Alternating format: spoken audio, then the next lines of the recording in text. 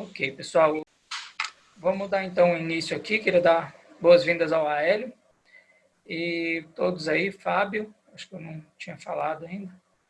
Então, esse é o tema de hoje, né? Pecado, sacrifício e expiação e xamanismo. Essa aula compõe um módulo básico no capítulo 6, essa seria aí a aula 3, e a leitura base para essa exposição é os documentos 89 e o documento 90 do livro de Urântia. A gente tem como pano de fundo aí as aulas anteriores, né? As origens da adoração. A adoração, a gente vê que passa aí por todo um processo, né? Ela passou pela adoração de pedras, montanhas, né? Adoração de plantas, árvores, adoração de animais, de elementos, adoração de corpos celestes, até culminar na adoração da figura humana mesmo, do próprio homem, e tudo isso é devido aí à influência que nos diferencia dos outros animais, né? A influência dos espíritos ajudantes da mente, o sexto e o sétimo espírito, da adoração e da sabedoria. A evolução primitiva da religião, né? Passamos aí pelo acaso, a boa e a má sorte, a personificação do acaso, isso aqui é muito importante para a gente entender, né? O ser humano primitivo, tudo que ele fazia era para se livrar aí, né? Livrar a sua pele aí do acaso, né? Principalmente da má sorte. A morte, né? Um fenômeno inexplicável para o homem primitivo. O conceito, né, de uma sobrevivência após a morte, conceito da alma fantasma, o meio ambiente dos espíritos fantasmas, a função da religião primitiva. A gente passou também nas aulas anteriores o culto dos fantasmas ou espectros, né? O medo que os fantasmas exerciam na mente do homem primitivo, tudo que eles faziam para aplacar esses fantasmas, o culto dos ancestrais, o espírito dos fantasmas, né, os bons e os maus, o avanço no culto dos fantasmas, a coerção e o exorcismo, a natureza dos cultos, né, tudo isso estão nas aulas passadas aí, e como eu disse aqui anteriormente, faz um link muito bom para a gente entender e isso se tornar realmente mais poderoso, né? Porque quando está ligado aí por um fio de lógica, por um fio de história, tudo isso tem um poder muito maior de falar para nós, para nossa mente em específico, né?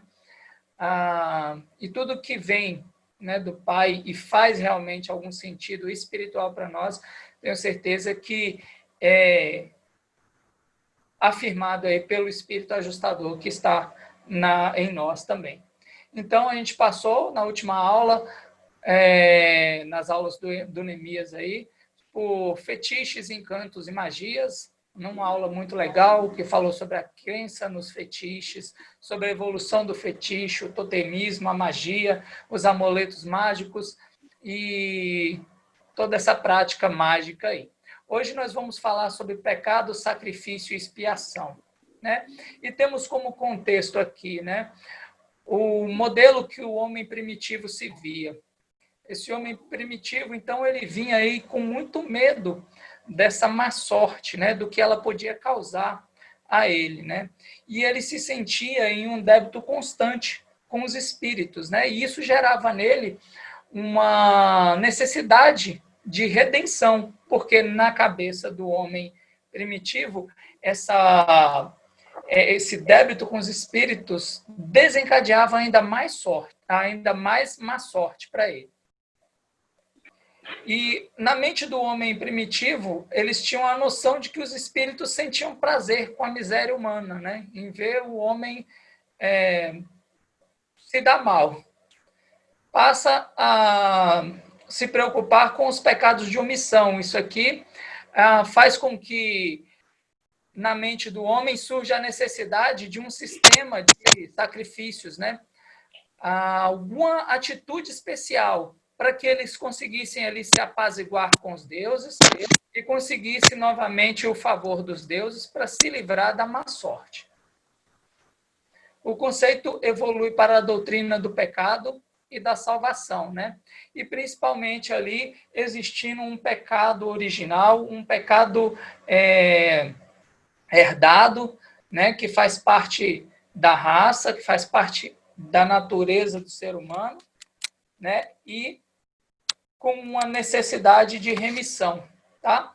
E a partir daí surge todo um sistema, né? Que a gente vai desvendar aqui nesse estudo de hoje.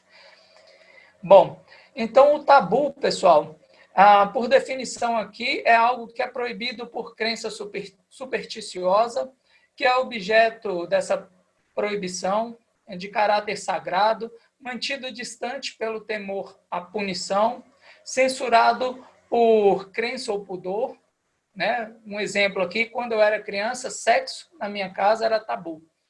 Disse da pessoa que é tradicionalmente respeitada ou venerada, mas aqui tem uma definição que vai casar bem com a nossa apresentação, que é essa que está aí dentro do quadradinho, que diz é uma proibição de caráter religioso entre certos povos ou comunidades de contato com determinados objetos, animais, pessoas ou lugares, atribuindo-lhes caráter sagrado, impuro e perigoso, e que, se violada, pode atrair castigo de ordem sobrenatural ao culpado e à sua família. Então, assim, eu encontrei no dicionário Michaelis e achei muito interessante essa definição. Parece até que quem colocou essa definição lá leu o livro de Urante, porque ela está bem parecida mesmo com o que se apresenta para nós. Tá? Então, falando aqui sobre o tabu. Inicialmente, os tabus eles foram não religiosos, tá? E eles eram observados para evitar a má sorte. Eles ajudaram aí na elaboração das leis e instituições antigas, tá ok? Fonte dos primeiros, dos padrões dos cerimoniais e o ancestral do autocontrole primitivo. Uma forma de regulamentação societária, né, da sociedade. É importante que ainda se mantém como uma unidade básica da estrutura social reguladora, né, os tabus. Hoje em dia a gente vai entender isso melhor com o desenvolver da aula. Eles surgiram em consequência da experiência casual com a má sorte. Então, assim, o homem teve ali uma experiência com a má sorte, aí ele associou algo que ele tinha feito com essa má sorte, e aí começa a existir os tabus, né? Mais tarde foram propostos pelos chefes e xamãs,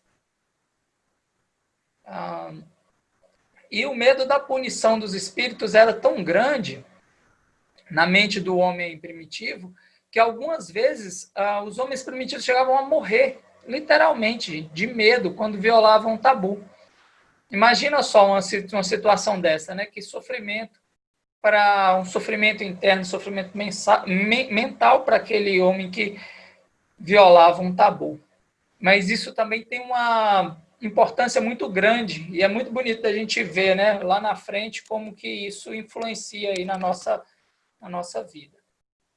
Os registros dos hebreus estão cheios de menções a coisas limpas, a coisas sujas, santas e profanas, que são tabus, né? Os 7 mandamentos da Dalamátia e do Éden, bem como as 10 obrigações dos hebreus, eram baseados aí, né? E eram tabus bem definidos. E assim, esses tabus bem definidos, né? Dos 10 mandamentos lá, da Dalamátia e do Éden, eles tiveram uma influência verdadeiramente emancipadora, porque eles tomaram o lugar de milhares outros tabus pré-existentes. Então, assim, quando você condensa isso em alguns tabus, você estava libertando o povo dos outros tabus existentes. E mais do que isso, né? Tais mandamentos mais recentes definitivamente prometiam algo em recompensa pela obediência. Então, aí a gente já começa a descortinar uma realidade espiritual vindoura e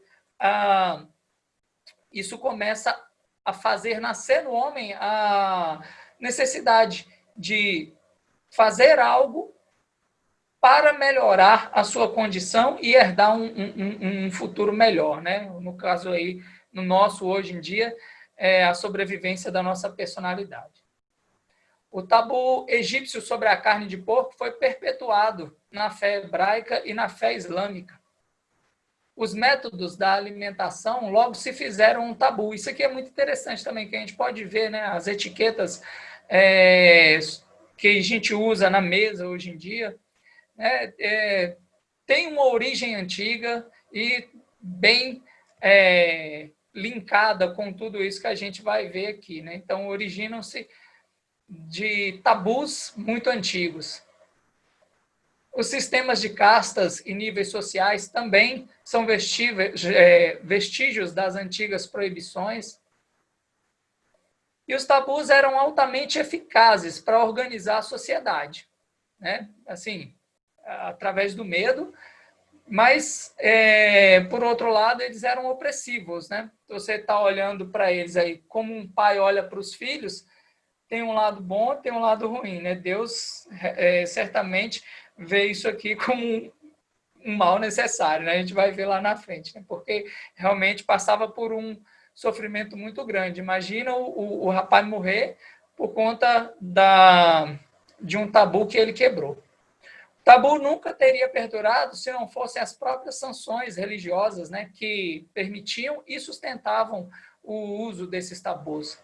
E têm sido altamente dispendiosos, mas essas realizações no sentido do autocontrole foram os verdadeiros degraus por meio dos quais o homem subiu a escada ascendente da civilização. Então, assim, é legal a gente ver o livro dizendo isso, pois a gente vê assim, através de todo esse sofrimento, a gente ainda conseguiu, né, sempre alcançar algo melhor.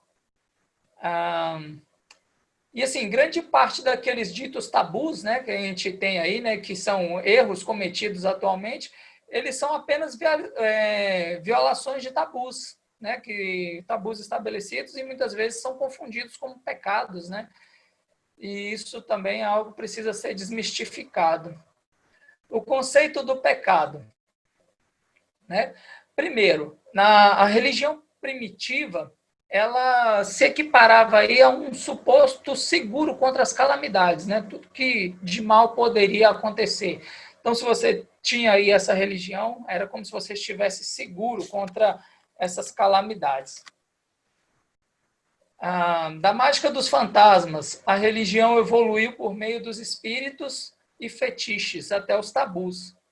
A árvore da fruta proibida, né, tinha em todas as tribos, e todas elas, né, tinham ali os seus galhos sempre repletos de tabus, e todos eles diziam, né, não faça, né, não isso, não aquilo. A mente selvagem evolui, né, e aí eles começam a perceber ali, né, bons e maus espíritos, evolui o tabu e recebe uma sanção da religião. E depois dessa sanção da religião, o tabu evolui para a concepção do pecado. E algo bem interessante aqui é que essa concepção de pecado é uma ideia anterior à religião revelada.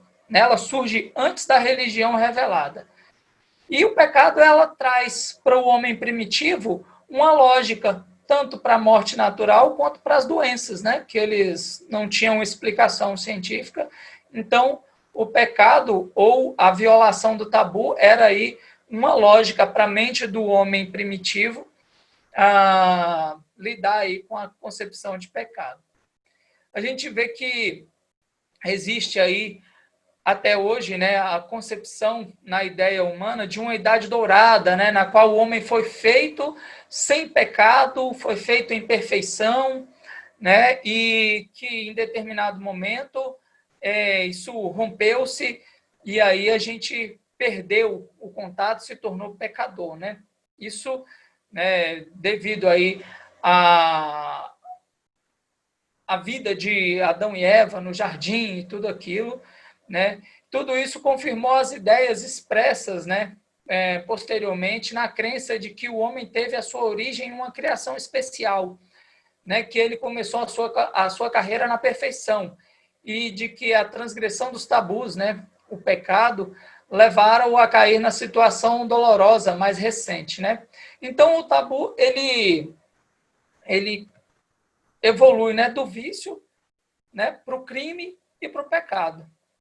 Então, aí a gente tem, depois aí dessa concepção de idade dourada e a queda, suposta queda do homem, né,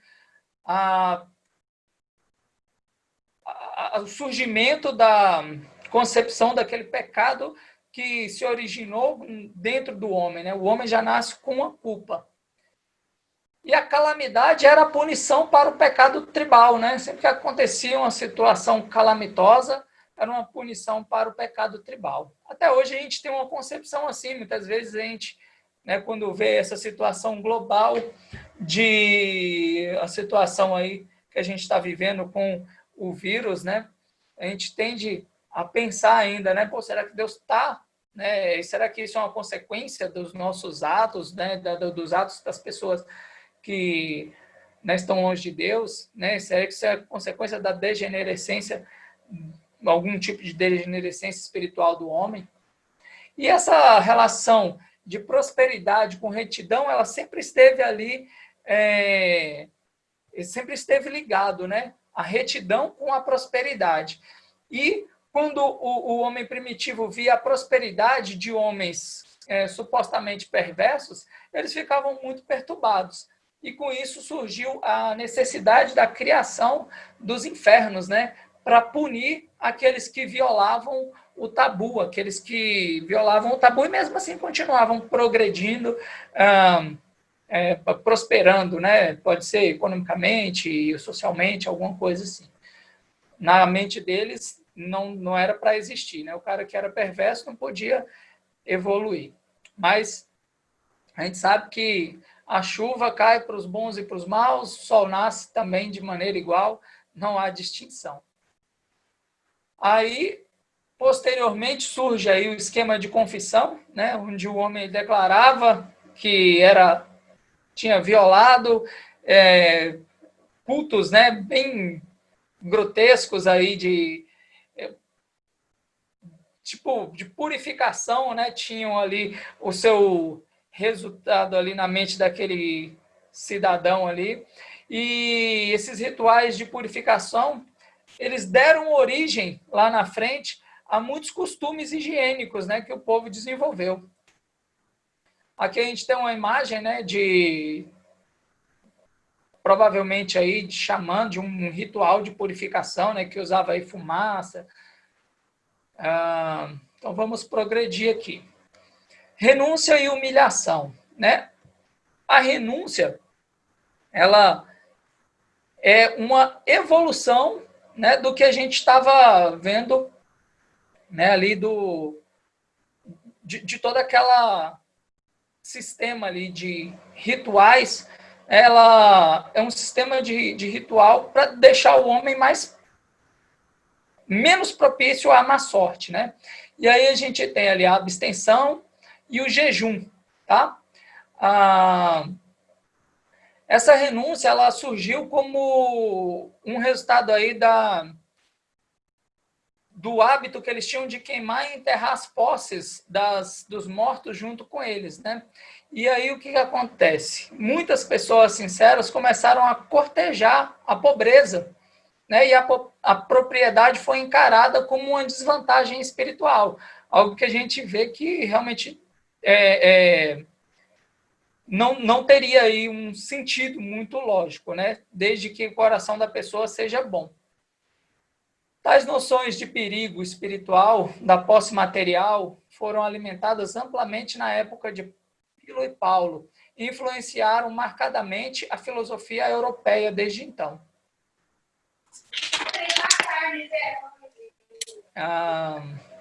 Então, a pobreza, né, e os rituais de penitência, né, que o livro classifica aí como rituais tolos de renúncia, né, mas tudo isso ensinou o homem selvagem o autocontrole. E foi muito bom, né? Funcionou como um avanço e valeu a pena na evolução social.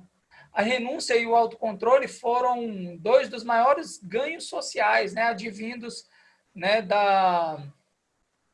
advindos aí desse progresso.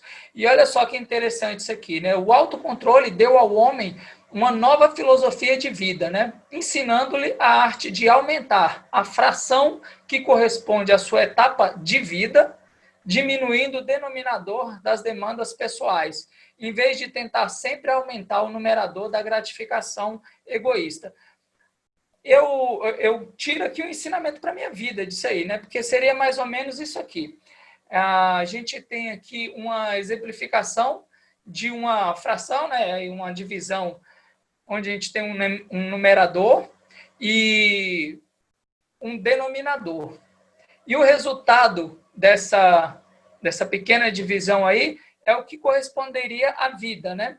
A parte de cima são as nossas gratificações, o que nos deixa feliz.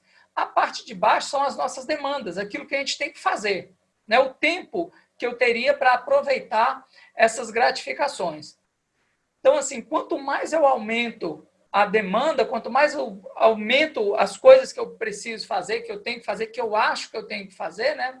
Para acumular riquezas e para, sei lá, ser uma pessoa notada na sociedade, quanto mais eu trago complexidade para a minha vida, né? Mais eu diminuo o resultado aí de vida. Vamos supor, né, de 10 para 1, eu tenho 10. Mas imagina se eu aumento a demanda, né, para 2. Eu já teria somente a vida ali 5, né? Ou aproveitar daquilo como 5. Então, reduzir pela metade. O que eu teria de fazer para poder permanecer num status que me agrade? Eu teria que aumentar a minha gratificação egoísta, né? Se fosse para aumentar e continuar com a proporção de 10, né, de vida, ter uma vida nota 10, eu teria que, ao passo que eu aumento uma demanda, teria que aumentar em 10 a gratificação egoísta. Então, isso ensinou para o homem a ser... Esse autocontrole ensinou para o homem que ele pode ser feliz com menos, entendeu? Ele não precisa de tanta gratificação egoísta para ter aí um resultado de vida bem satisfatório, né? E ensinou a autodisciplina, né? A gente vê aí algumas formas, né, que o homem usava para causar aí nele a autodisciplina, né? O autoflagelo aí. E todos esses ritos, eles tinham ali na concepção, né, na mente daquele ser humano primitivo, a concepção de que aquilo geraria créditos, né, extraordinários nos registros dos seus deuses, né? Então ali eles, quando faziam isso, estavam ali ganhando créditos com os deuses, né? E era como se fosse ali contratos, né, com os deuses. Olha, eu me mutilei ali, eu, né, me castiguei, e aí eles achavam que tinha ali sobrando uma moralzinha com os deuses, né? Então, a gente tem aqui, né, o livro dizendo que algum dia o homem deveria aprender a desfrutar, né, da liberdade com licença, da nutrição sem glutonaria, do prazer sem devassidão, pois o autocontrole é uma política de... e ele fala que o autocontrole é uma política de regulamentação do comportamento humano melhor do que a renúncia extrema. E Jesus jamais passou, né, esses conceitos aos seus seguidores, né? Então, assim, nas cartas de Paulo, né, parece que ele tinha até percebido isso, pois ele fala assim, né, de tudo me é lícito, né, mas nem tudo me convém. Então, ele sabia ali ter um autocontrole nessas questões aí. Então, as origens do sacrifício, né? Bom, o sacrifício ele não tem uma origem simples, né, e nem uma origem única, tá? Já é inato do ser humano, né? Já tem uma tendência, né? Como um ser animal, a gente pode ver isso no próprio servilismo do cão, né, diante do seu dono, né, que a gente tem essa tendência, né, a querer agradar, né, o ser superior, né? E apenas um passo separa o ato da adoração e do sacrifício, né? O valor do seu sacrifício, ele estava totalmente relacionado com a dor que ele gerava. Quanto mais doloroso, mais ele valia, né? Então, assim, os primeiros sacrifícios estavam relacionados ali a arrancar os cabelos, a cortar a carne, fazer mutilações, a arrancar os dentes e cortar fora os dedos, né? Com a evolução veio a autoabnegação, o ascetismo, jejum, privação, a doutrina cristã mais recente da santificação por meio do pesar, do sofrimento e da mortificação da carne, né? Então, tudo isso aí tem origem, né, nesses atos bem antigos, né?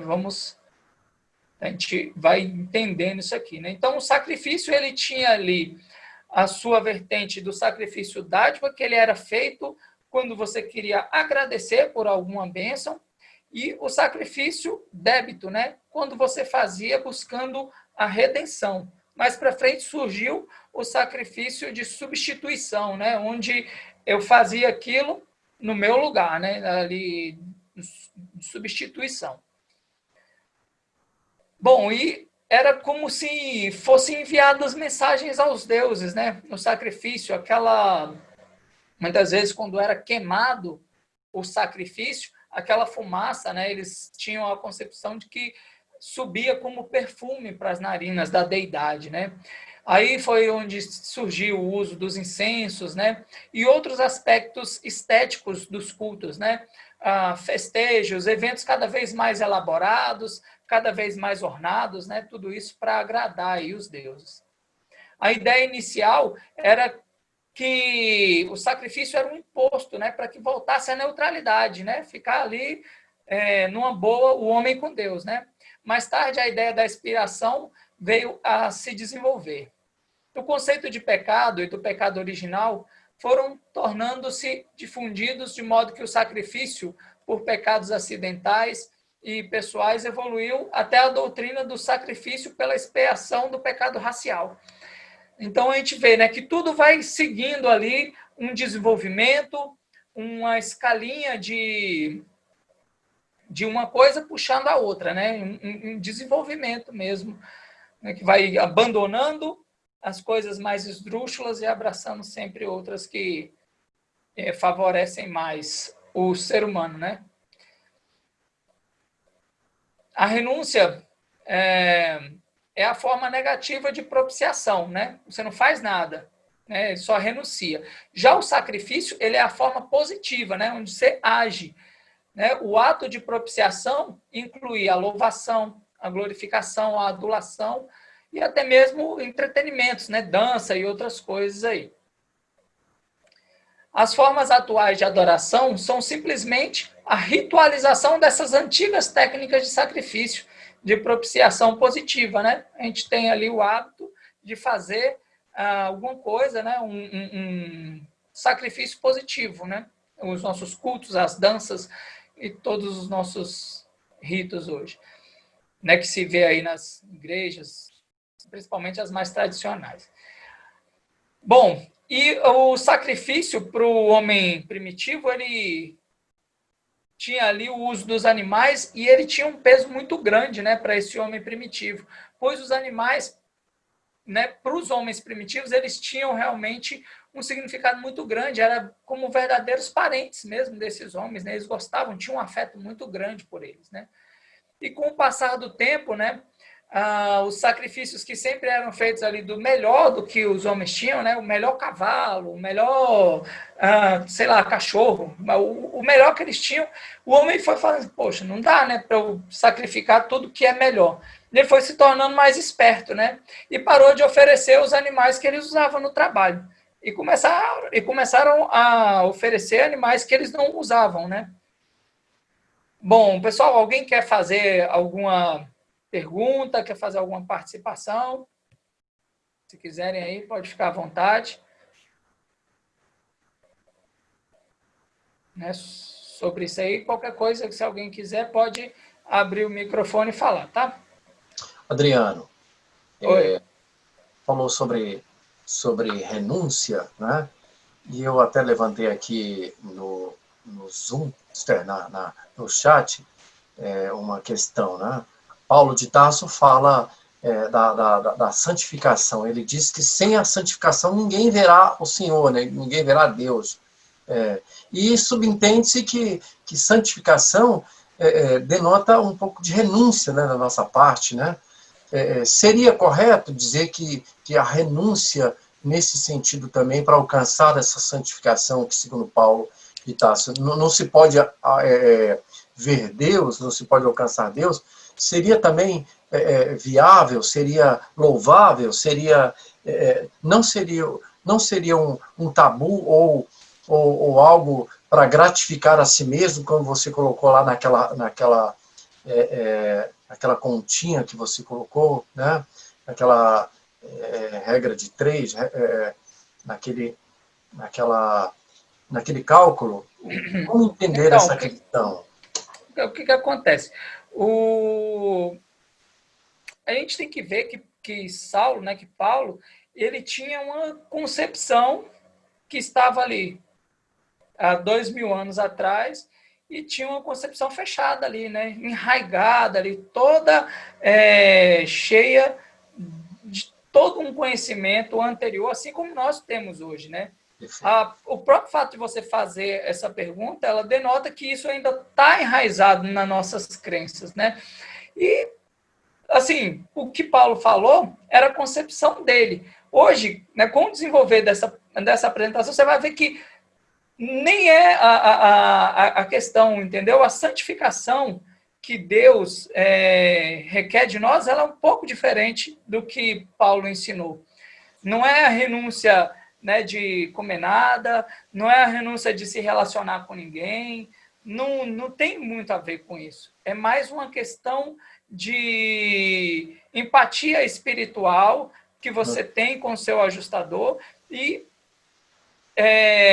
onde você se coloca à disposição de Deus através das suas atitudes, né, que são, na verdade, aí sempre as suas escolhas, né? Então, está mais ali em você compreender algo e ter aquela luta íntima ali para poder se adequar a um padrão mais elevado de vida do que deixar de comer algo ou deixar de se relacionar com quem quer que seja, né? Assim, como Paulo dizia, não é bem isso, né? Então, os conceitos de Paulo estavam bem enraizados ainda aí em toda essa concepção que a gente vê, né? E a gente tem 2000 anos à frente aí de desenvolvimento e ainda continuamos com uma concepção bem arcaica de tudo isso.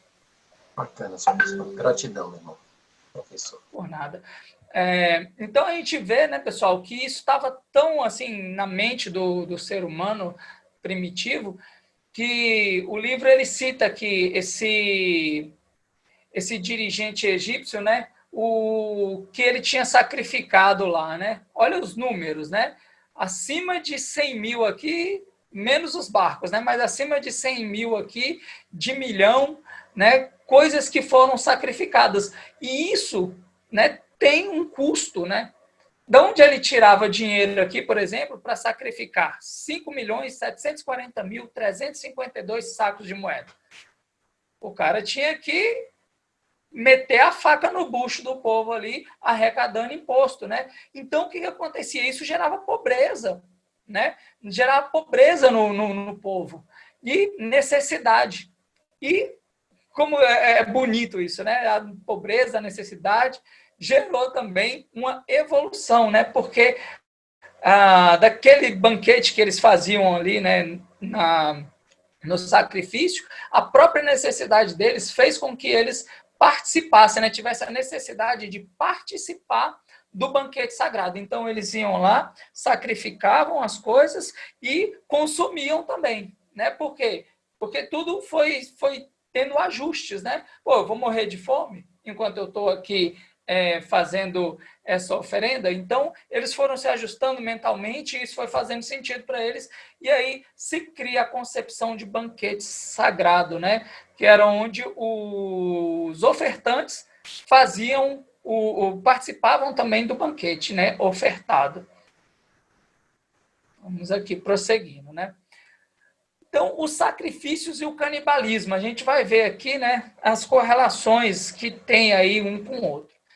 Bom, o canibalismo, ele nasceu instigado aí, né, pela necessidade e perdurou devido à escravidão, superstição, ignorância, né, tanto o sacrifício quanto o canibalismo, né, é um costume, né. Era um costume social, ele também econômico, religioso e militar. Então, o canibalismo, ele era ele tinha uma vertente social, né, para balancear ali o número de gente, né, na tribo. Econômico, eles faziam ali comércio, né, de gente para se alimentar. Religioso, né, eram oferendas para os deuses também. E militar, inclusive, a gente vai ver aqui na frente que essa parte militar até hoje é usado, né, porque até hoje ainda tem tribos que são canibais, né, que comem carne do ser humano. Então, como o ser humano ele era canibal, ele gostava, né, dessa carne, ele supunha, né, que, poxa, se eu gosto e os espíritos, como eles são, né, espíritos de outras pessoas que morreram, provavelmente eles gostem também da carne humana. Então, eles ofereciam o sacrifício humano porque eles tinham essa concepção. Já que eu gosto, os espíritos também vão gostar, né? Então, eles presenteavam aí os espíritos, né, com o alimento ali, os espíritos dos deuses primitivos aí, né, com o sacrifício humano. Chegou a ser quase universal. Então, assim, todas as tribos, né, aí ele fala aqui que os Sanjiks, eles eram canibais. Os Adamitas e as outras tribos, elas não eram, mas houve ali as miscigenações e acabou que todas se tornaram aí, em algum momento, comendo aí, consumindo a carne humana, né? E, claro, algumas por conta aí de necessidade mesmo, de subsistência. Né? Surgiu por conta da escassez de alimento, né? E em alguns costumes ali, né, as mães, para renovar suas energias, né, numa terra aí, a Queensland, elas comiam aí o filho, né, o primeiro filho, para renovar suas energias, né? E algumas tribos africanas atuais, né, elas têm o costume de comer o inimigo capturado, né, para demonstrar, ó, não estamos de brincadeira não, nossa, aqui é para botar medo no seu oponente, né? Eu mesmo ficaria com medo, né? O cara lá comendo o outro lá, eu já não daria certo para mim não. Ia funcionar, eu ia sair fora dessa tribo. Causava era pavor, né? Um certo canibalismo resultou da degeneração de algumas linhagens superiores, né? A vingança o que acontece? Quando eles se vingavam de alguém, eles costumavam comer a carne daquela pessoa. Por quê? Porque eles entendiam que a alma, né, a alma fantasma daquele cidadão, ela estava em algum dos órgãos daquele cidadão. Então, eles comiam para evitar a vingança da alma, né, para evitar o fantasma. Né? Então, eles destruíam o fantasma comendo o corpo daquele ser que foi morto por eles. Né? E aí a gente tem também que os feiticeiros eles tinham a ideia, né, de que conseguiriam mais poder comendo aí a carne humana. Em algumas tribos eles tinham ali uma crença, né, pseudo-espiritual ali, que, né, tinha ali o efeito de acentuar a solidariedade tribal. E eles comiam os próprios amigos, né? E isso era uma honra para eles, né? Para os amigos. E também comiam os inimigos como vingança, né? Para apropriar-se da força dos seus inimigos. Então, comia o amigo como uma honra, né? E o inimigo como uma punição. Né? A gente vê aí que não tem muita lógica, né, nisso aí, mas era assim que era. Esses povos geralmente eles tinham um certo pudor ali de comer o pessoal né, que estava ali, estava vendo sempre, e aí surgiu a troca e o comércio, né, entre povos diferentes. Né? Oh, tem aqui uma mulher gordinha, rapaz, uma criancinha, ó, só o ouro, vamos trocar? Você me dá a sua, eu te passo aqui a minha. E aí eles usavam também, né, quando a guerra ou as outras formas de eliminação, de controle da população, sem nenhum pudor, eles comiam o excedente na boa, matava a fome. E tem desaparecido gradualmente, né, por conta das seguintes influências, né, por conta de assumir a responsabilidade coletiva, né, sempre eles tinham que fazer isso coletivamente para poder não sentirem ali que era um crime isso, né. Depois evoluiu apenas nos rituais religiosos, né, e também tinha um medo do fantasma, né, da pessoa que tinha sido devorada. Progrediu e apenas certas partes dos órgãos do corpo eram comidas, né? Depois ficou circunscrito somente para os homens. Depois somente os chefes, né? Os sacerdotes, os xamãs que faziam uso aí, né? De comer a carne, né? Somente em rituais também. E por fim tornou-se um tabu, né? Entre as tribos superiores. A oferta de sacrifícios humanos efetivamente pôs o fim ao canibalismo, exceto entre as tribos inferiores. Então, assim, quando eles começaram a sacrificar os seres humanos como oferta aos deuses, eles começaram a se sentir indignos de comer também aquela carne humana. E isso aí pôs um fim ao sacrifício, ao canibalismo, né? Mas as tribos inferiores ainda continuavam comendo ali a carne humana. Finalmente, generalizou-se o uso dos substitutos, né, dos animais, nos sacrifícios, né? E mesmo as tribos mais atrasadas, elas comiam os seus cães, né, o que reduziu grandemente o canibalismo. Ofereciam em sacrifício e também faziam uso deles para alimentação. Essa é uma tribo atual, tá, pessoal? Essa tribo aí, ela, nos tempos modernos, aí, ela ainda é canibal. Então, o que acontece? Se vocês se depararem com eles, corram. Não sabia. Não fica, não. Não É sabia fria. disso. Bom saber, né? Evolução do sacrifício humano. Então, o sacrifício humano ele foi um resultado indireto do canibalismo, né? E também foi a cura do canibalismo. O sacrifício humano foi virtualmente universal também, principalmente aí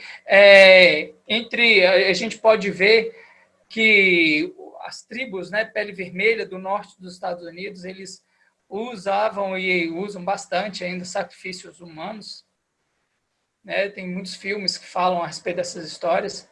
Tem uma história hebraica aí, né, muito triste, onde Jefté saiu à batalha e pediu a ajuda dos deuses, né? E aí ele fez uma promessa, né? Mesmo contra ali todas as instruções de Moisés, ele fez um compromisso com os deuses, né? Ele falou assim: se eu voltar vitorioso dessa batalha, primeira pessoa que aparecer na minha frente, eu vou sacrificar os deuses. Ele tinha ali na mente dele que quem viria ao encontro dele seria um dos seus servos, né? Mas quando ele chegou em casa, quem veio ao encontro dele foi a sua filhinha. E o livro conta, né, que foi realmente muito triste ver ele fazendo esse sacrifício, né, da filha dele, e mais, indo contra ali os ensinamentos de Moisés, mas apoiado por todos os outros. Caiu aí, pessoal? Caiu não, na apresentação? Apoiado por todos os outros seres das suas tribos e com a suposta ali a bênção de Deus, né, por ele estar fazendo aquilo, pagamento da sua promessa. Nos tempos antigos, né, o livro conta que a construção de um prédio, de um sino, ela sempre tinha ali um ritual de sacrifício, né, para que as coisas dessem certo.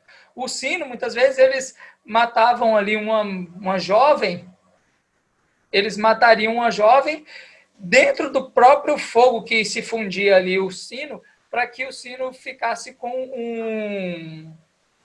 um barulho melhor, né, com um zunido melhor, né, com um som melhor o sino. E era a prática de incorporar os escravos vivos às paredes, né, de edificações importantes, né? Ao construir as paredes de Jericó, tanto nos portões como em uma das paredes lá, aqueles que construíram, né, construíram sobre a vida ali de dois filhos lá de um dirigente hebreu, né? Então, a gente vê, né, que um conceito enraizado assim é muito difícil de ser quebrado, né? E aí a gente vê a história mais famosa, né, que é Abraão levando ali Isaac para o monte para sacrificar, né? Isso tudo ali fazia parte realmente da concepção que eles tinham, né? Inclusive esse Abraão aí parece um pouco com Caio Fábio, né? E quando Abraão foi sacrificar o filho dele,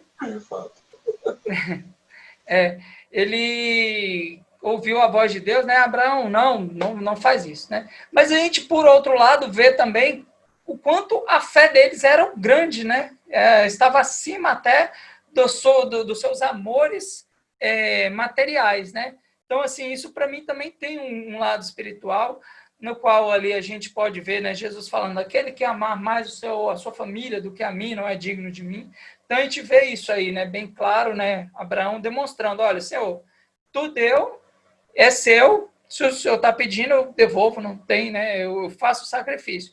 E aí Deus o livrou disso, né, mas demonstra o tamanho da fé de Abraão realmente, né, somente tendo uma fé grande assim, Deus poderia usá-lo, né, da forma que colocou sobre ele ali grandes coisas, né? E tanto que ele é uma figura notável até hoje. As modificações do sacrifício humano, né? Então, Moisés, ele traz um sistema de resgate, né? Para poder tirar o homem daquela concepção de sempre ficar matando, né? Um ser vivo, né? Para poder se sentir perdoado, né? E esse programa era um programa sistemático, né, de pagamento ali de contas estabelecido aos sacerdotes, né? As tribos menos avançadas apresentavam uma certa desvantagem sobre os seus vizinhos, né? Porque elas ficavam enfraquecidas, elas continuavam ali sacrificando as linhagens de sucessão da sua genealogia, e isso ia deixando elas cada vez mais enfraquecidas, né? E isso vai corroborando para que esse sacrifício ele vai saindo de cena também, né? E aí, para proteger os primogênitos, né, cria-se ali o rito de lambuzar as ombreiras das portas, né, como uma forma de proteger os primogênitos, né, as crianças que nasciam. Depois, Adriana, pode falar. Sou eu, Ana. Eu vou abrir minha câmera. Seria possível, se não interromper muito, você voltar aquela imagem de Abraão com o sacrifício do filho ali naquela tábua, por favor? Pronto. A minha analogia é o seguinte, a questão da fé, porque ele deu o filho dele a Deus. É como se Deus estivesse montando a história de que iria oferecer o filho dele, né, Micael, para nós. Então, assim, a prova de fé de Micael para a gente, de amor, e de Abraão para Deus, né? Então, é muito difícil essa fé. Você praticar essa fé como ele está fazendo, é um filho, né? Entregar o filho, né? Colocar nas mãos de Deus. Então, Urântia está sempre nos falando sobre a fé, né? E isso é algo que a gente tem que estar sempre despertando nos nossos corações. Muito obrigada, era só isso aí, tá? Obrigado, Ana. Eu também tenho essa concepção aqui, isso aqui fala muito forte a mim também, né? Uma fé desse tamanho aqui. Muitas pessoas fazem a analogia, né, como se isso aí fosse realmente uma sombra, né, do que aconteceria lá na frente com Jesus, né? Mas isso baseado no sacrifício vicário, né, que a gente vê pelo livro de Urântia, que não é bem assim, né? Mas tem sim esse link que o pessoal faz. Adriana. Obrigado. Oi. Eu só queria fazer um comentário que tanto esse evento de que Deus teria pedido a Abraão que sacrificasse o seu filho, que esse evento ele não aconteceu. Sim. Isso foi um artifício utilizado por Moisés, né, para convencer o povo de que não era necessário sacrificar as pessoas e que no lugar das pessoas sacrificasse um animal. Por isso que a história que Moisés contou diz que na hora que Abraão ia sacrificar seu filho, Deus bradou do céu e disse, olha, não faça isso. E aí Abraão olhou e viu um cordeiro preso, com o chifre dele preso em uns galhos. E aí Deus disse assim, sacrifique o cordeiro no lugar de Isaque. Essa história contada por Abraão foi uma maneira que ele encontrou de substituir, né, o sacrifício, eliminando o sacrifício de humanos, mas teve que dar em troca o sacrifício de animais. E é com base nessa teoria de que no lugar das pessoas foi sacrificado o cordeiro, é que construíram toda essa tese de que Jesus é o cordeiro que foi sacrificado no lugar de Isaque. Muito legal, Nunes. Perfeito aí, eu não ia falar a respeito disso, né? Sua intervenção aí foi excelente, muito esclarecedora. Então é isso aí, pessoal. Vou progredindo aqui, tá?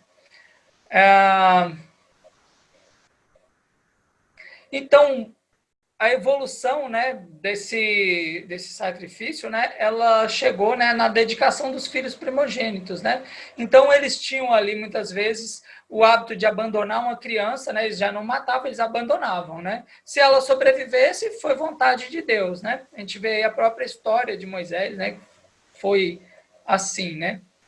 Nós temos até hoje, Adriano, essa questão de abandonar crianças, principalmente na Amazônia, né, nossa brasileira, né, algumas mães abandonam as crianças que nascem com defeito físico, né, acontece isso demais ainda, e é até criticado, né, pelo organismo de proteção à criança, né, os direitos humanos, né.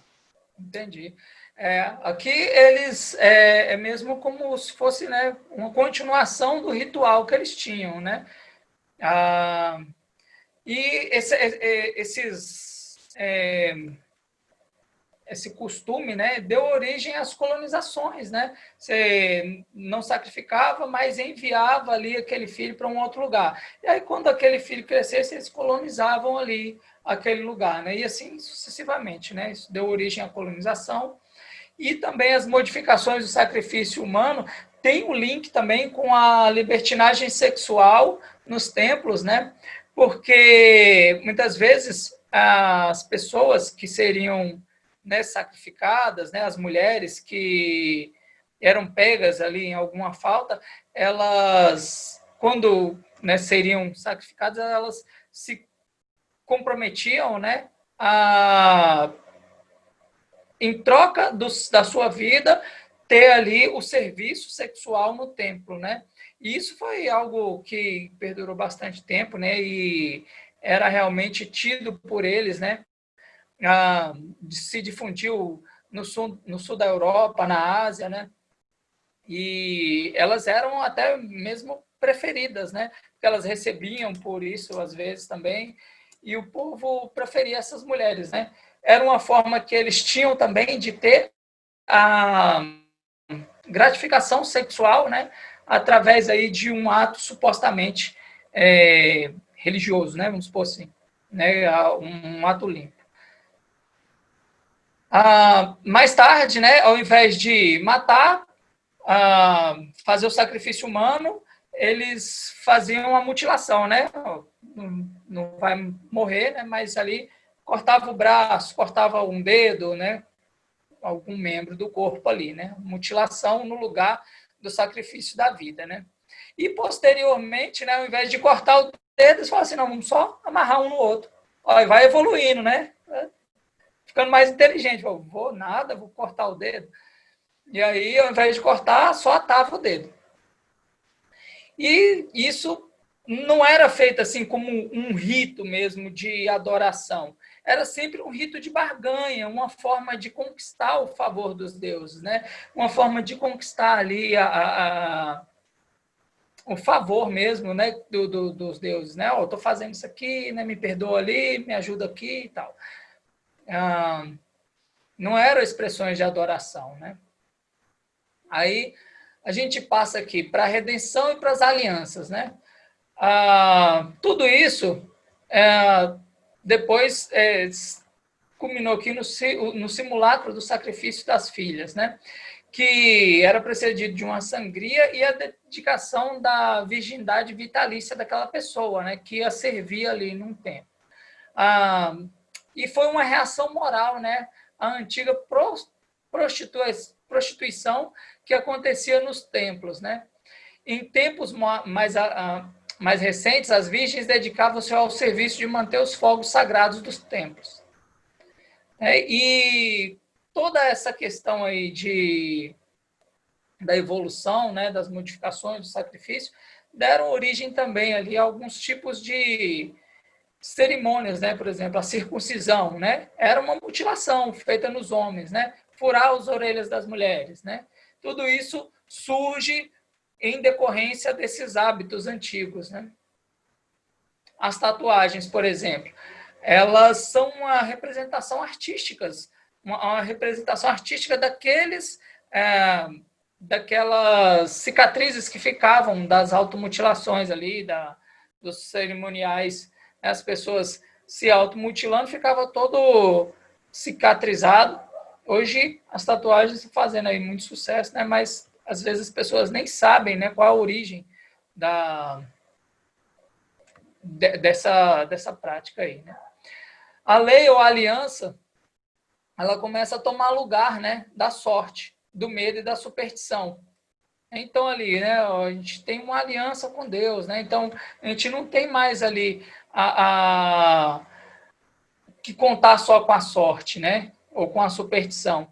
E essa deidade, ela só se tornou confiável para o homem, né, quando ele se tornou mais moral e eticamente confiável também. Porque ele tinha, e nós temos, né, até hoje, né, as pessoas têm a ideia antropomórfica de Deus, né, de Deus como sendo ali, nós como sendo a imagem de Deus, Deus como sendo a imagem do homem, né?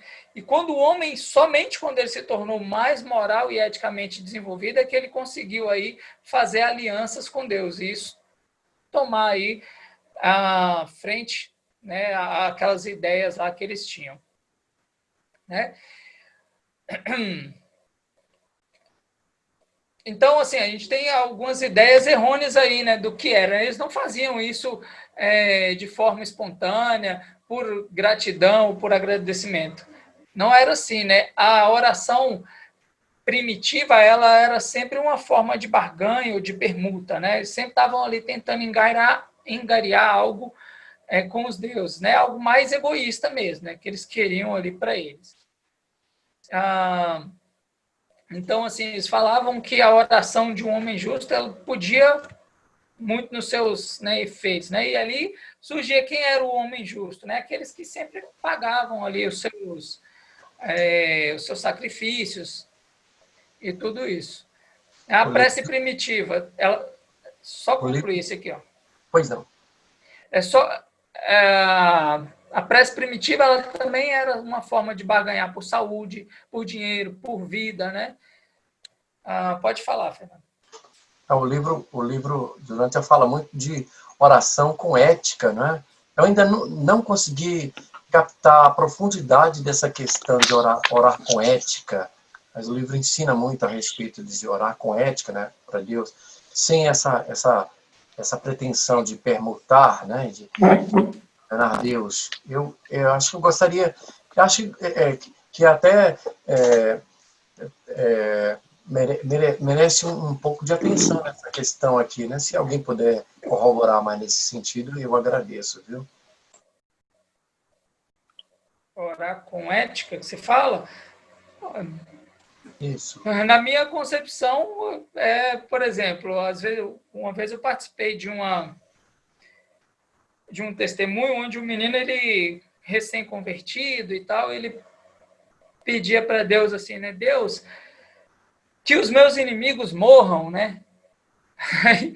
Aí depois ele teve a concepção lá na frente e falou assim, gente, mas isso, por que eu pedia isso para Deus, né? Porque ele não entendia, né? Então ele tinha uma falta de apuração ali, ética, né, da parte dele, né? Porque Deus ensina a amar os inimigos. Ele fala assim, na oração dele, Senhor, elimina meus inimigos, né?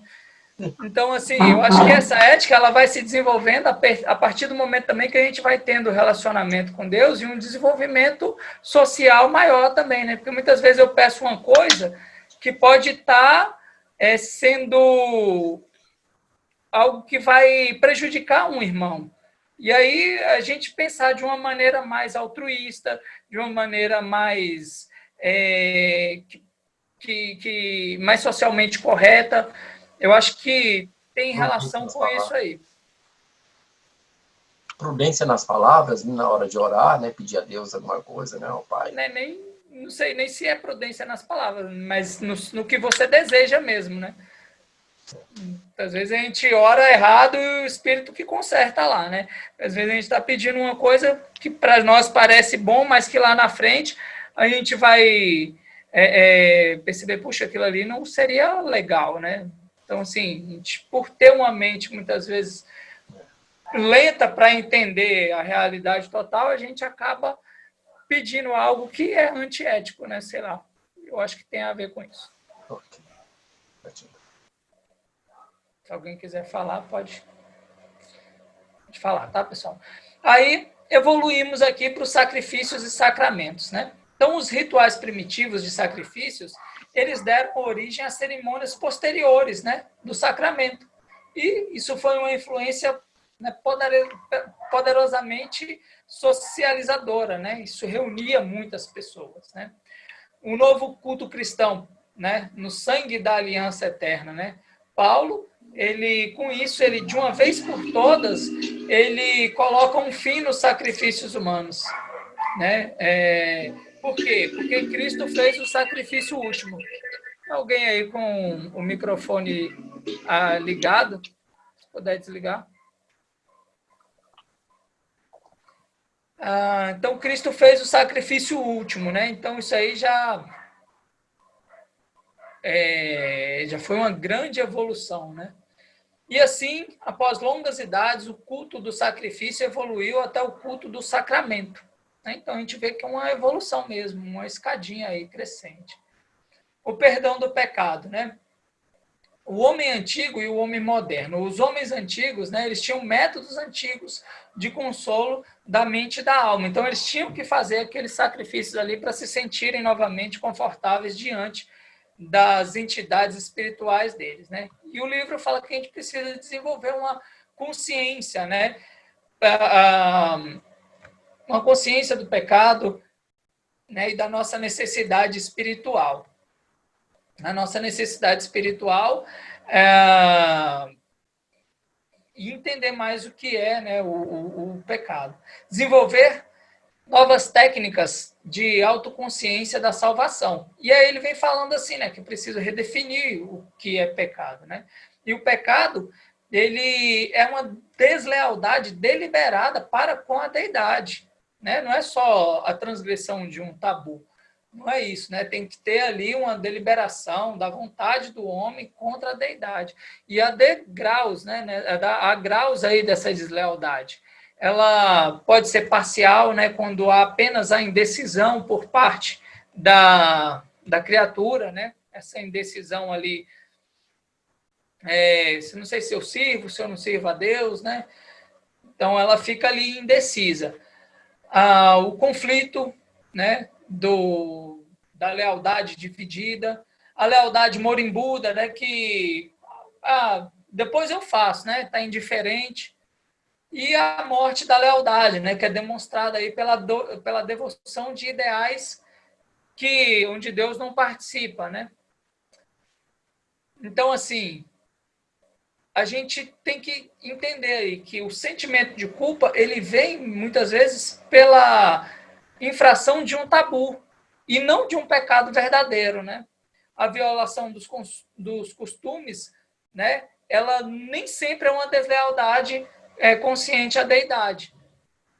né? E o reconhecimento desse sentimento de culpa é um sinal, né, de distinção transcendental para a humanidade. É justamente porque a gente tem esse apreço, né, pela deidade, que a gente tem esse sentimento, né?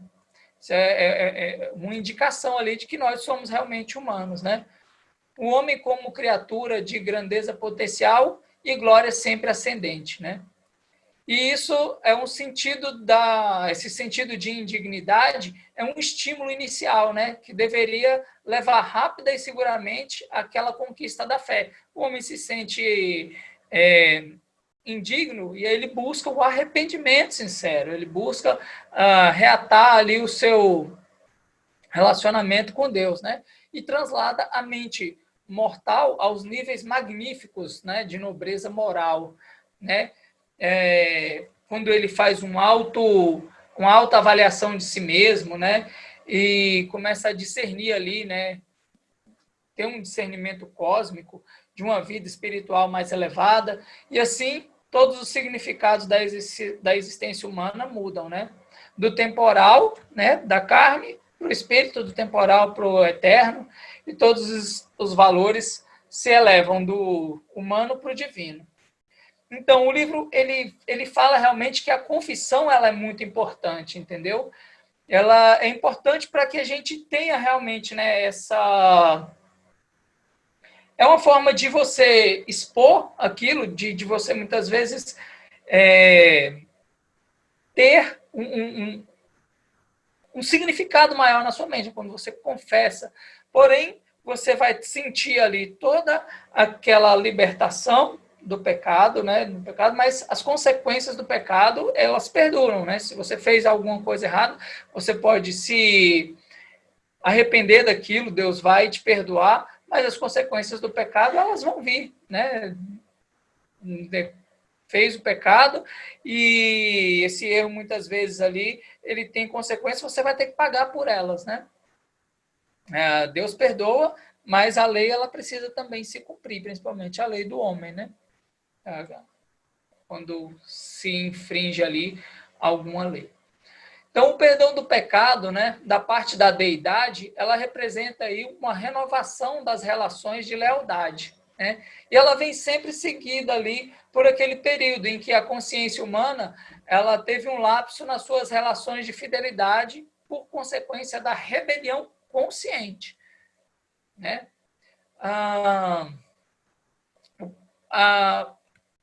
O perdão ele não tem que ser buscado, ele apenas tem que ser recebido, né? Você tem que se aceitar como sendo perdoado por Deus.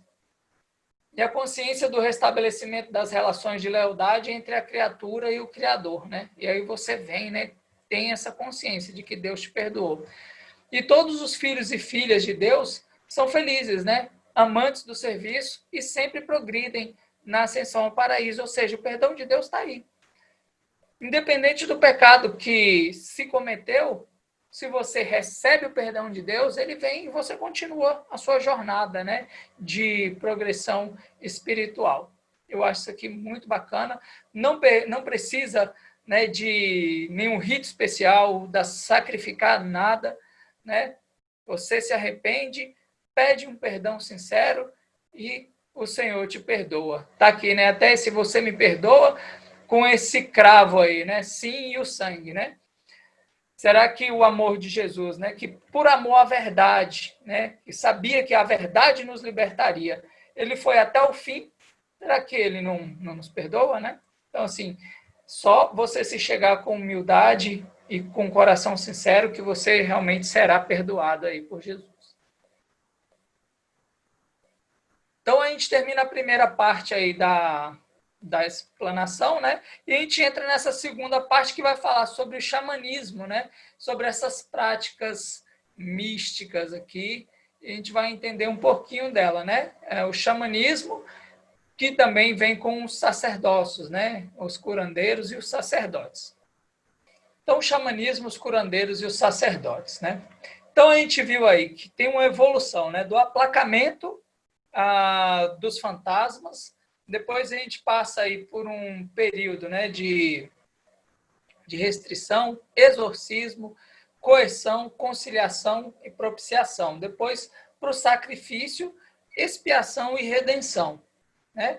E tudo isso aí exigia uma técnica, né? A técnica do ritual religioso passou, né, das formas primitivas de culto dos fetiches até a magia dos milagres.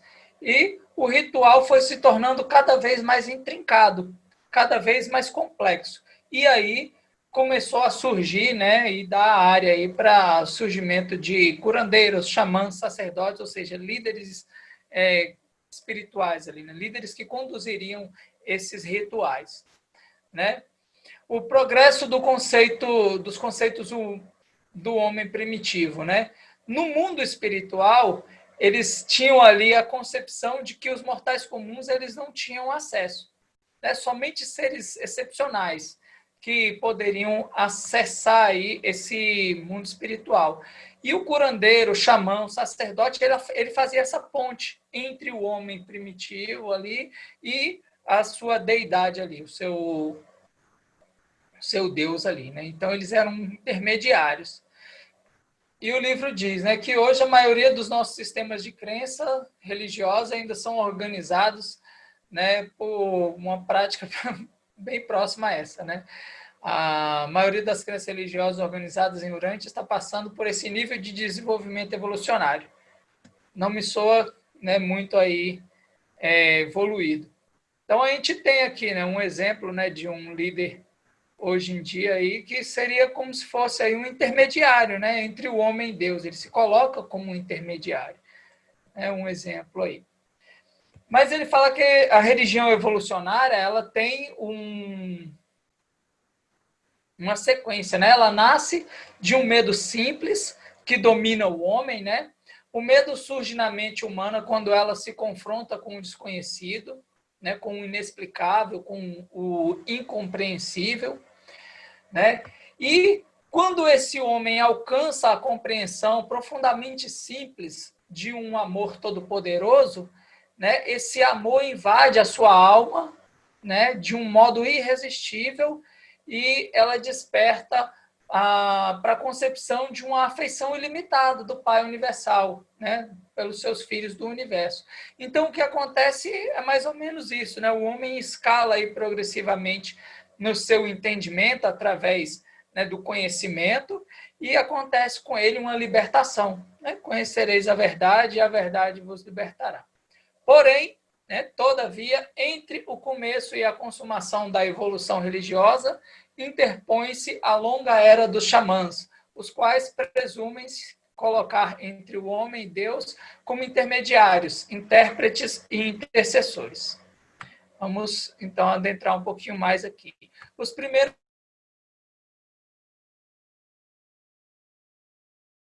xamãs são os curandeiros, né? O xamã, parece que travou aqui.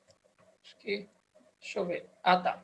Tinha travado. O xamã era o curandeiro mais eminente, né? Ele era o homem fetiche das cerimônias, ele estava sempre em evidência, né? Era uma personalidade, todos estavam focados nele, né? Então, assim, esse xamã ele acabou possuindo bastante poder em suas mãos. Ele tinha bastante influência e chegou a ser superior mesmo ao chefe guerreiro das tribos, assinalando ali o começo da dominação, né, da igreja sobre o Estado. Algumas vezes ele funcionava como um sacerdote, e mesmo como um sacerdote rei, né, um rei sacerdote ali. Algumas das tribos recentes, né, mais recentes, né, dividiam ali em xamãs, os curandeiros, os xamãs sacerdotes, e isso era um ofício hereditário, né? E nos tempos antigos, tudo que acontecia, o povo dava ali crédito aos espíritos, né? Tudo era por conta de possessão de espírito. E esses xamãs, eles sempre eram pessoas notáveis, que tinham alguma anormalidade mental ou física, né? Quando existia uma pessoa assim, possivelmente ela poderia se transformar em um curandeiro. Porque, por exemplo, um cara que tinha epilepsia, uma mulher histérica, eles iam ser ali tidos como seres com contato sobrenatural com os espíritos. Eles eram possuídos por espíritos. Na verdade, não era nenhuma possessão de espírito. Na verdade, era só a epilepsia, só a histeria ou mesmo paranoia mesmo, né? Então, assim, mas eles tinham ali essa concepção de que aquele homem que sofria disso, ele tinha um contato mais estreito com o mundo espiritual. Por isso que eles, né, se tornavam quase sempre ali um xamã, um curandeiro. E essa possessão espiritual, às vezes era... Para a pessoa que passava por aquilo, era algo assim, para ele, tão inexplicável que eles acreditavam mesmo, né, que estavam ali sendo possuídos. E outros não, era fraudulento mesmo. Eles fingiam que estavam ali, muitas vezes tinham consciência que aquilo era um problema deles, mas aquela prática fraudulenta, eles passavam ali como sendo a porta de entrada para se transformar em xamã, né? As mulheres que conseguiam se colocar em transe ou simular ataques cataléticos, né, elas tornavam-se xamãs poderosas, né, e eram tidas ali como profetas e médios, pessoas muito espirituais. A gente tem aqui essa imagem aí de uma vidente búlgara. Ela é recente, tá? E ela foi muito respeitada aí, né, a Baba Vanga. Em 1911, 1996, aí, a morte dela. Ela previu algumas coisas aí importantes. Então, a maioria eram autoiludidos, né? E também tinham ali os trapaceiros, né? Astutos mesmo. E eles tinham que ser astutos, tinham que ser sagazes. A gente vai entender o porquê disso. Tá? Conforme o tempo foi passando, isso se desenvolveu em uma profissão, né? E aí eles tinham que treinar o novo xamã, né? E esse aprendiz aí passava anos, né, com provações severas de renúncia, né, um treinamento ali para se tornar um curandeiro. Eles tinham um modo próprio de se vestir e simulavam uma conduta misteriosa, né, afetada. Eles empregavam drogas, né, para atingir ali os seus estados mentais, né? E se mistificavam ali, né, para os companheiros da tribo, né? Desde muito cedo eles dominavam alguns truques, né, para impressionar o povo, principalmente o truque da ventriloquia. Imagina, você está lá, né, e o cara está fazendo um ventrículo, você fala assim, puxa, o espírito está falando, e na verdade era o cara que estava falando lá, sem mexer a boca, né, o xamã. Então, técnicas de auto-hipnose, né? Tudo isso ali era usado, né, para fazer com que o povo se impressionasse com eles, né? E por que eles precisavam ser astutos? Porque quando eles faziam alguma predição, né, ou algum tipo ali de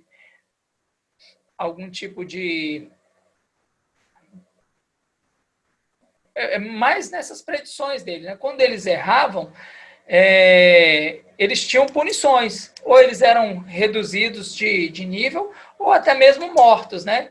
Então, assim, se eles não tivessem uma boa desculpa por terem errados, eles, né, ou desciam de nível ou eram mortos.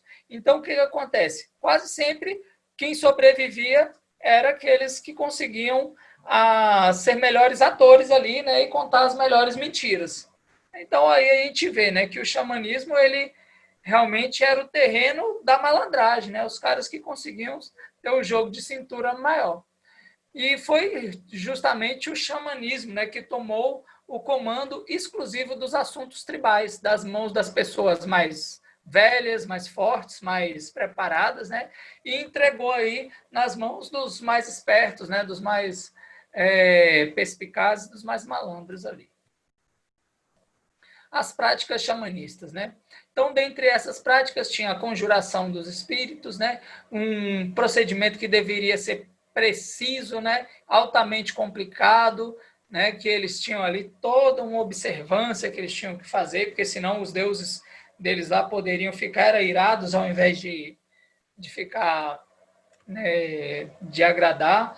era comparável aos das igrejas de hoje, né? O livro traz isso. Conduzidos em uma língua antiga, utilizavam o grande poder da sugestão e geralmente era uma sugestão negativa, só posteriormente, né? Em tempos mais modernos que eles começaram a usar a sugestão positiva. E esses xamãs, eles tinham ali algumas vocações, né? Alguns se especializavam em fazer chover, curar doenças, desvendar crimes e mistérios, né?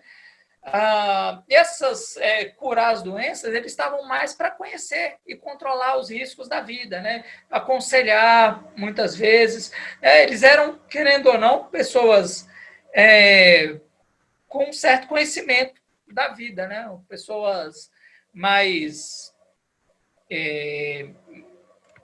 vividas ali, que às vezes conseguiam discernir alguns perigos que os outros não conseguiam, né? A magia negra antiga, né? Quando ela era praticada por sacerdotes, videntes, xamãs ou curandeiros, elas eram chamadas de magia branca, tá? Quando eram praticadas por feiticeiros, bruxos, né? Bruxas, né? A magia negra,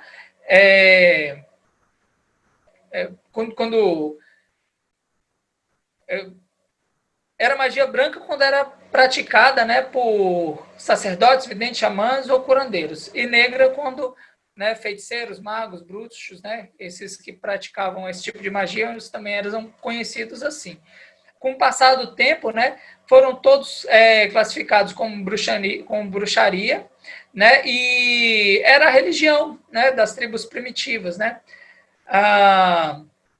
abrangia a magia e o xamanismo. E esses espíritos não reconhecidos, né, foram muitas vezes posteriormente reconhecidos aí como identificados com o diabo, né, com o maligno, e causou aí uma grande intolerância religiosa, né? Bom, os xamãs, eles contavam sempre com o acaso, né, com a vontade dos espíritos para tomar suas decisões, né?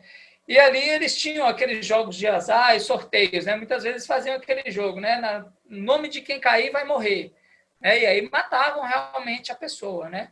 Então, os costumes mais elevados ali, tidos com mais importância para o homem primitivo, hoje é brincadeira das crianças modernas, né? Eles usavam muitos sinais e presságios, né, das estrelas, e aí surge a astrologia primitiva, a interpretação dos sonhos, as mulheres xamãs, né, temperamentais, que diziam comunicar-se com os espíritos dos mortos. Muitos xamãs também, eles eram requisitados por conta dos poderes, né, supostos poderes de manipular as situações climáticas, né, as condições climáticas, e em períodos em que faltava chuva, né, eles dependiam de comer ali o que eles plantavam, né, isso era algo muito requisitado. Os gregos acreditavam no aconselhamento dos oráculos, os chineses na proteção contra os demônios, né? O xamanismo foi uma prática que apenas recentemente ela começou a ser abandonada em grande parte do mundo. Mas no Brasil você ainda encontra bastante. Basta você procurar aí no YouTube que você vai ver aí gente realmente ensinando a arte xamânica. Pois é, um retrocesso, meu Deus do céu. A gente tem aqui, né, o nome dessa profeta de pele vermelha, né, que fala que de tempos em tempos surge, né, pessoas que são ali uma janela para a verdade em algumas tribos, né? Essa Shaweni Teska, não sei lá como é que é o nome dela aí, como é que se pronuncia, mas ela foi uma profeta, né? Ela falou bastante ali coisas verdadeiras para os homens vermelhos, né? Estou acelerando um pouquinho, pessoal, porque ainda falta um pouquinho aqui, a gente já está extrapolado aí do tempo, tá? Então, os xamãs, né, eles tinham a sua reputação como vozes de Deus, como providência divina, eram eles que aspergiam os recém-nascidos, que davam nomes a eles, né, que faziam a circuncisão nos homens, o sepultamento e também o anúncio da chegada a salvo do morto na terra lá dos espíritos, né? Tornavam-se muito ricos por conta do acúmulo dos seus vários honorários, né? Era costume também ele receber parte da herança de pessoas ricas, né? Que era dividida ali com eles. Então, eles tinham, né, o costume de se vestir bem, tinham várias esposas, eram a verdadeira aristocracia da época, né? E isentos de todas as restrições tribais. Frequentemente, eram de baixa condição mental e moral, né? Eliminavam ali os seus concorrentes, né? Falavam que eles eram bruxos e matavam, né? Ascendiam em influência e dominavam ali, né? Os chefes dos estados ali. Essa frase aqui, ela é um pouco grande, deixa eu ver aqui, vale a pena ler. Várias vezes os Césares baniram os astrólogos, só para colocar um pouquinho aí de pimenta no assunto. Várias vezes os Césares baniam os astrólogos, mas eles votavam invariavelmente por causa da crença popular nos seus poderes. Eles não podiam ser expulsos, e até mesmo no século XVI d.C., os dirigentes das igrejas e dos estados do Ocidente foram patronos da astrologia. Milhares de pessoas, aí o livro fala, né, supostamente inteligentes, ainda acreditam que uma pessoa pode nascer sob a regência de uma estrela, de boa ou de má sorte, que a justaposição de corpos celestes determina o resultado de várias aventuras terrenas. Os cartomantes ainda estão sendo frequentados pelos crédulos. Isso tudo me indica aí que é necessário realmente que a gente expanda essa verdade, né? Porque a gente já poderia estar bem mais desenvolvido, né? Hoje em dia. O homem primitivo considerava o xamã como um mal necessário. Ele temia-o, mas não gostava dele. O homem primitivo respeitava o conhecimento. Ele honrava e recompensava a sabedoria. O xamã era, sobretudo, uma fraude. Mas a veneração pelo xamanismo ilustra bem o valor conferido à sabedoria na evolução da raça. E isso é tido aí como algo bom aí para a gente, né? A teoria xamanista da doença e da morte, vou tentar acelerar um pouquinho aqui. O homem antigo levou à crença de que os fantasmas, espíritos e deuses pessoal e imediatamente envolviam-se no controle detalhado da vida, da matéria. Ele, logicamente, dirigiu os seus esforços para conquistar o favorecimento e o apoio desses agentes supranaturais, né, supra-humanos. Então, eles queriam era controlar o mundo material, né, arranjar uma forma de prolongar a sua vida, assegurar a saúde. Né, os xamãs, né, curandeiros, sacerdotes se tornaram os médicos e os cirurgiões daquela época. E eles tinham ali algumas teorias sobre a doença, né, sobre as aflições, sobre a morte. A primeira delas é que as doenças eram causadas por influências espirituais diretas. A primeira hipótese, né, retira a alma do doente, se ela não voltar, a vítima morreria. Então, ali, quando o cara estava doente, a alma saía do corpo. Se ela não voltasse, né, se o cara morreu, é porque a alma foi embora e não voltou. Então, eles tinham o costume de isolar os doentes, isso é bom, porque evitava ali que doenças elas se passassem de um para o outro, mas isso era ruim, porque às vezes eles abandonavam as pessoas sem comida e sem água, né? Depois eles conseguiram ali dissociar as causas óbvias, né, causadas ali pela violência dos fantasmas, né? Então, assim, aquelas causas óbvias, elas já estavam separadas. Não, isso aqui não foi fantasma, não.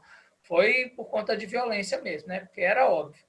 A magia, né, a influência dos inimigos, então, assim, eles tinham ali um medo, né, da varinha, né? E isso, né, até nos tempos atuais, né, perdurou ali o fato de apontar o dedo ainda é tido ali como uma prática ruim, né?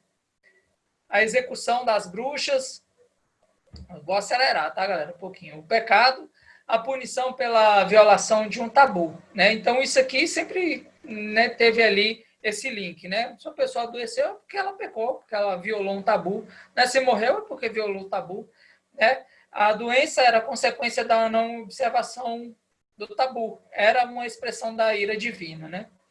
E as causas naturais, né? A causa e efeito é algo que era muito difícil para o homem ele entender, né? E, assim, os ensinamentos de Adamson, né, alguns deles foram preservados ali entre os gregos, entre outros povos ali mais avançados, que eles conseguiam entender melhor aí as causas naturais da doença. Aí tem aqui a figura de um andaime, né? Porque está escrito aqui assim o seguinte: a evolução infalivelmente alcança os seus objetivos. Ela imbui o homem daquele medo supersticioso, do desconhecido e o receio do não visível. E esses são andaimes na construção do conceito de Deus. E havendo testemunhado o nascimento de uma compreensão avançada da deidade, por meio da ação coordenada da revelação, essa mesma técnica de evolução infalivelmente coloca, então, em movimento aquelas forças de pensamento que irão destruir inexoravelmente o andaime que já serviu ao seu propósito. Então, ele diz aqui, né, que cada um desses degraus que a gente sobe aqui, né, representado aqui por diversas religiões aqui, são andaimes. Quanto mais a gente vai conhecendo Deus, quanto mais a gente vai tendo o nosso entendimento esclarecido pela revelação, o nosso coração vai sentindo a necessidade de abandonar os andaimes, né? De quebrar os andaimes. Eles servem apenas com um propósito. Então, a medicina aqui por trás dos xamãs, né? A profilaxia, né? Eles sempre agiam de maneira profilática, para evitar alguma coisa, né? Eles tinham uma fé sincera, né, nos seus próprios métodos de tratamento, e isso por si só já era o maior remédio deles, né? Então, essa fé que se exigia para ser curado, né, antigamente, é a mesma fé que é usada hoje, né, nos sucessores deles aí, nas igrejas, nos templos, nos João de Deus da vida aí, né, a mesma fé. Bom, eles temiam os doentes, e deixavam eles, né, e evitavam-os, né, de forma vergonhosa, negligenciavam eles, né, e foi um grande avanço humanitário, né, quando surgiu o xamanismo, né, e os sacerdotes curandeiros, porque eles conseguiam o tratamento das doenças, né. E os métodos usados ali para fazer o exame, né, eram muito loucos, né? Desde olhar entranhas de um animal para saber qual que era a cura ali, a causa da doença daquele cidadão ali, né? E ela tratada com cantos, com bramidos, imposição de mão, soprando, né? Com muitas outras técnicas, né? Através dessas técnicas aqui, muitas das coisas que a gente tem hoje, né? Como a massagem e outras coisas ali, foi surgindo, né? A massagem mesmo era uma técnica de se expulsar o espírito através de apertar a pessoa, né? Apertar a pessoa ali para sair o espírito. Nos tempos mais recentes, né? Uma forma que eles usavam para curar as pessoas era o sono nos templos, né? Porque eles acreditavam que durante o sono a pessoa ficaria curada, né? Cirurgia real, né? Em conjunto com o sono no templo, uma das coisas que eles costumavam fazer a trapanação da cabeça, né? Furar ali a cabeça da pessoa, né? O osso do crânio ali, para acabar com a dor de cabeça. Eu acredito que muitas vezes fazia era piorar, né? Porque, né? Causas óbvias. Aprenderam a tratar das fraturas e dos deslocamentos, né? Abrir furúnculos, né? E as mulheres se tornaram parteiras, né? Muito bem treinadas. Então, assim, tentativa e erro, eles foram aprendendo ali, né? Eles tinham a crença de que se friccionasse alguma coisa mágica, né, no lugar que estava inflamado e jogasse fora o amuleto, aquela cura aconteceria, e se alguém pegasse o amuleto, ficaria com a doença da pessoa, né? Então, a massagem, as sangrias, né, as ventosas, tudo surgem nesse tempo aí. E a água, como tendo um fetiche poderoso, né, eles acreditavam ali que muitas das doenças, muitos espíritos podiam ser eliminados pelo suor. Aí surgem os banhos de vapor, as fontes naturais de água quente, né, os ritmos, né, as batucadas ali para agradar os espíritos, né, influenciar, né? Então, assim, sempre usavam o ritmo aí. Os homens vermelhos já dominavam bastante as plantas, né, e os remédios, né, naturais. Usavam também jejum, dieta, revulsivos, né, acreditavam muito no poder das secreções, principalmente sangue, urina, né, acreditavam que né, que era potencializado pelo uso das raízes, dos sais, dos medicamentos mal cheirosos, principalmente, né, com gosto ruim. Eu tenho para mim que o boldo tem alguma relação com isso aí, né, o chá de boldo, mas comprovadamente funciona. Na purgação, logo se tornou um tratamento de rotina. Valores do cacau, Quikino Cruz, né, são as primeiras descobertas farmacêuticas deles. Os gregos, né, foram os primeiros, né, a desenvolver métodos racionais de tratamento dos doentes. Os egípcios receberam conhecimentos médicos dos vales dos Eufrates e foram se desenvolvendo, né? Óleo e vinho foram medicamentos muito antigos, né, para feridas.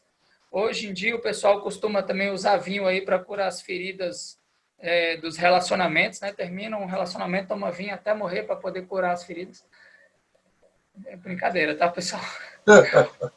O óleo de castor e o ópio, né, para os sumérios, o segredo essencial ao êxito da fraude e da superstição. Então, assim, todas essas práticas fraudulentas, elas só funcionavam enquanto eram mantidas em segredo, né?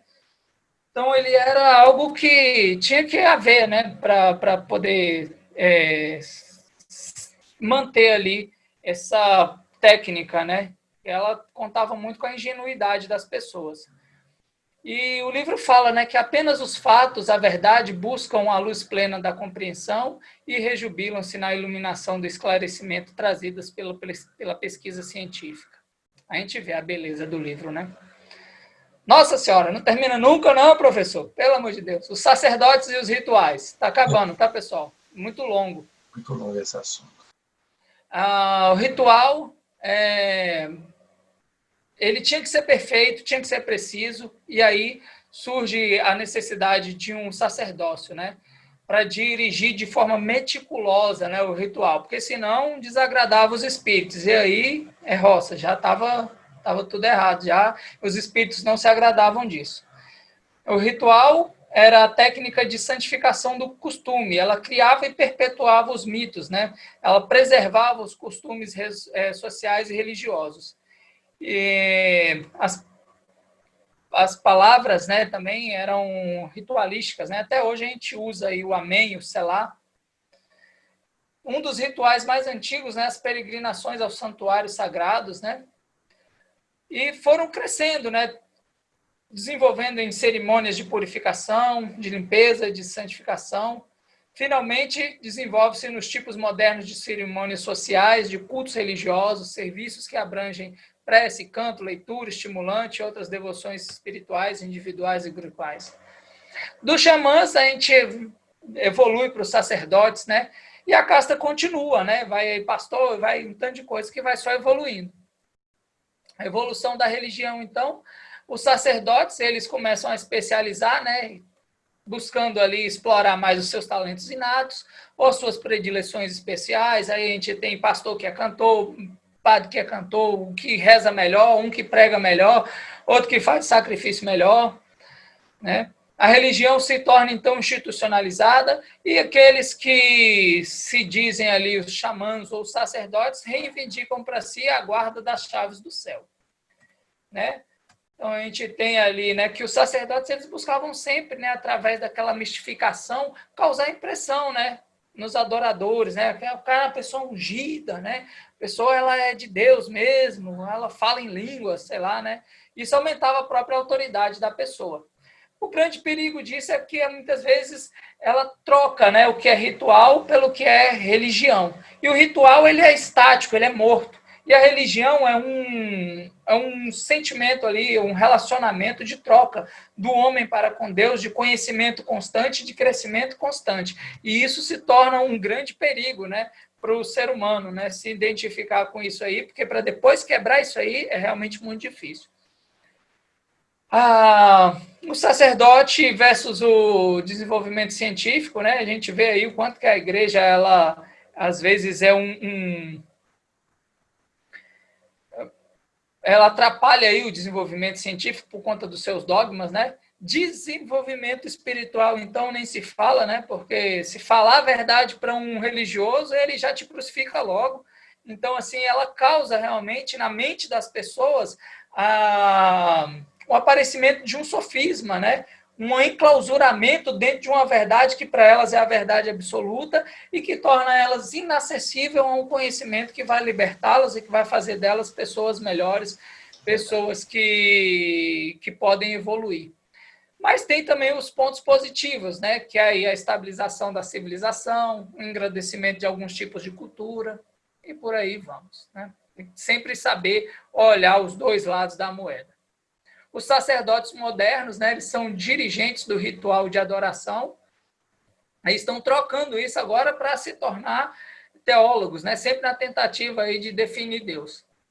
Eu acho que isso até é bom, porque muitas vezes eles vão, através da curiosidade, chegar no livro de Urântia. Sacerdotes têm peso, os sacerdotes são um peso atado ao pescoço das raças, né? Aí aqui é a figura de um cachorrinho atado.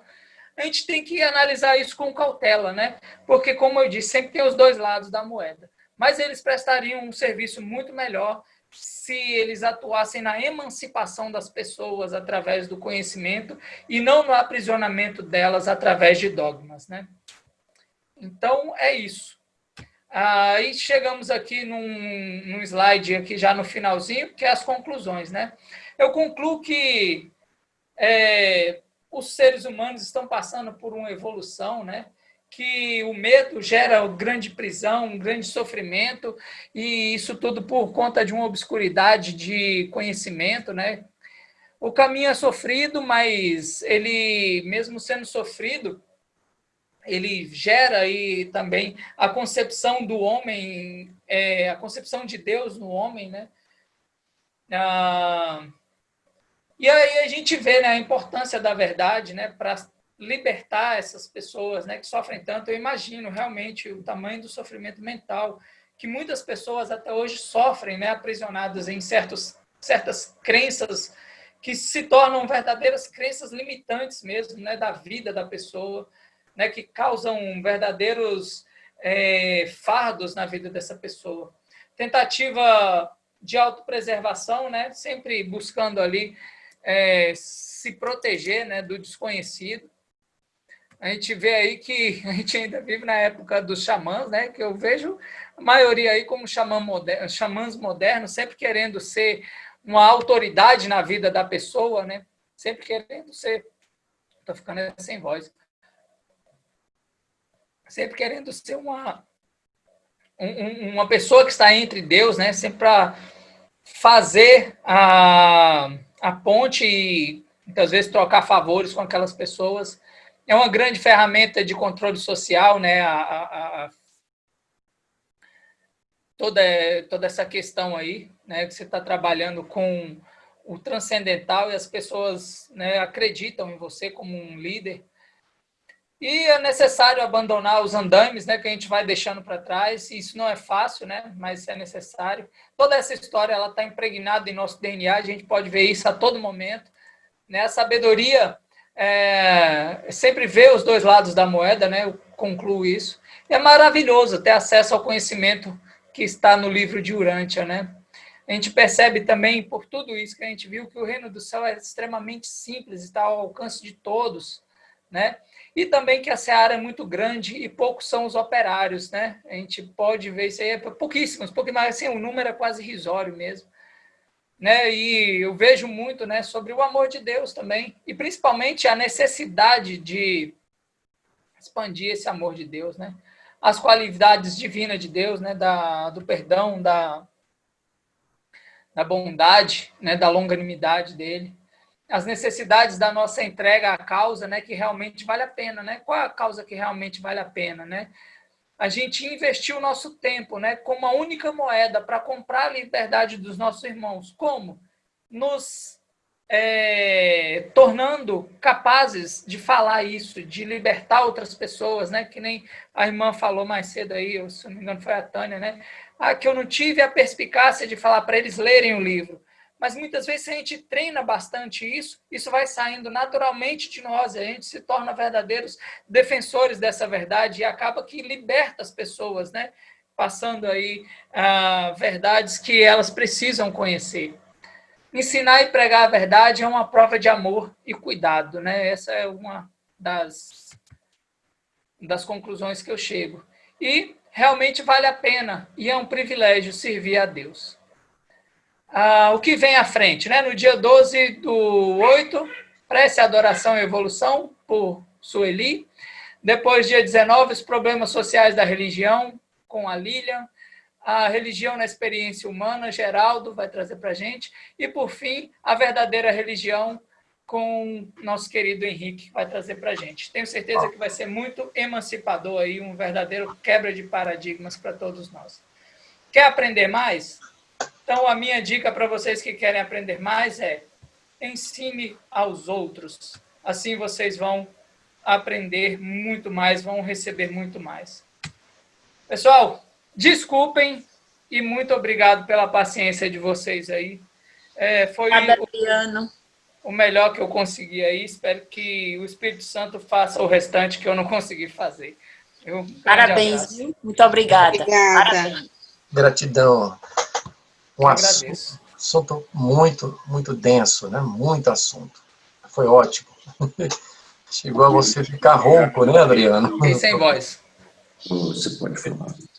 Obrigada, Adriana. Estava ótimo. Muito bom.